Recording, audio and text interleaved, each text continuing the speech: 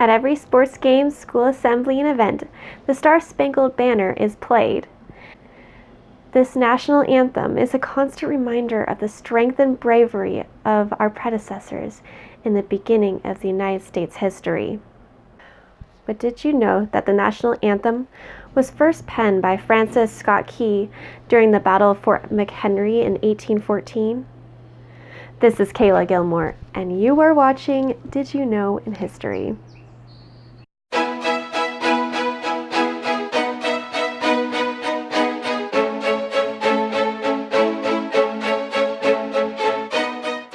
At the end of the 16th century and the beginning of the 17th century, Britain and France went through another war, this time to keep Napoleon at bay. This war negatively affected the United States, who was stuck in the middle of a trade war between the two countries. When the United States was attempting to trade with the French, the British began seizing their ships. Even though the United States won the Revolutionary War back in 1783 and were independent from Britain for many years, the British still saw the United States as their colony and the Americans as British citizens. Those on the ships that were seized were forced by the British to be conscripted into their military and fight against the French threat. President James Madison, who was angered by the British seizing his ships and negatively affecting American economy, declared war with England. Before the breakout of the War of 1812, Francis Scott Key owned his own lawyer practice in Georgetown, which was a suburb of Washington, D.C.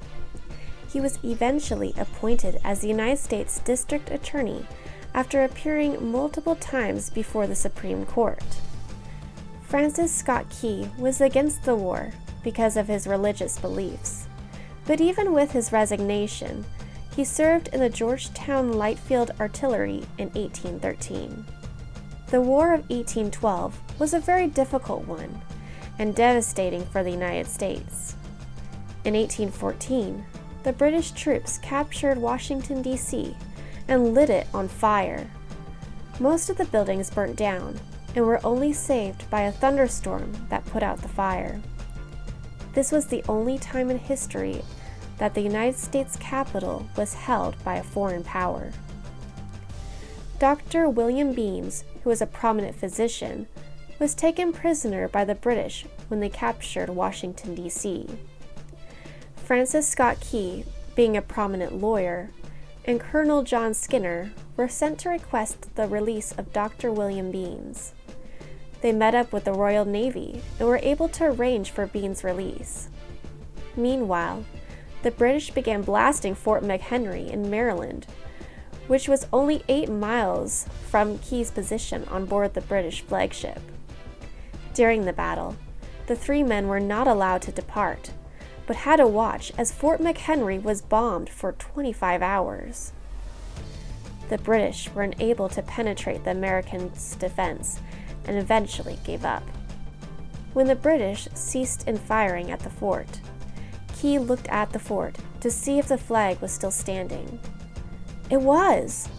Seeing the flag still flying gave him an idea for a poem which he named Defense of Fort McHenry.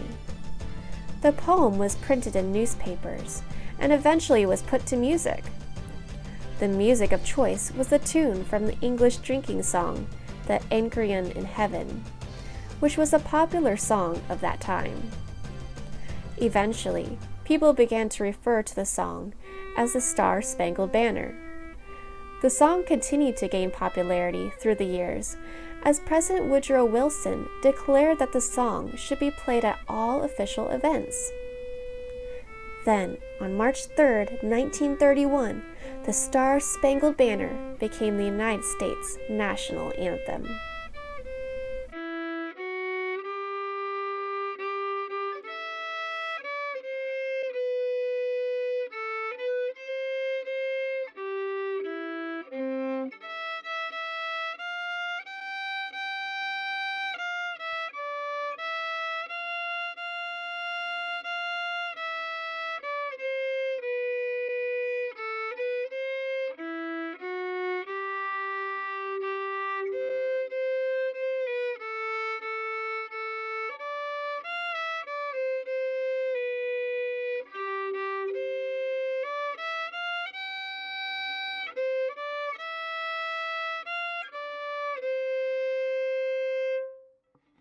Thank you so much for watching my video. I hope you liked it. If you did, please give it a thumbs up.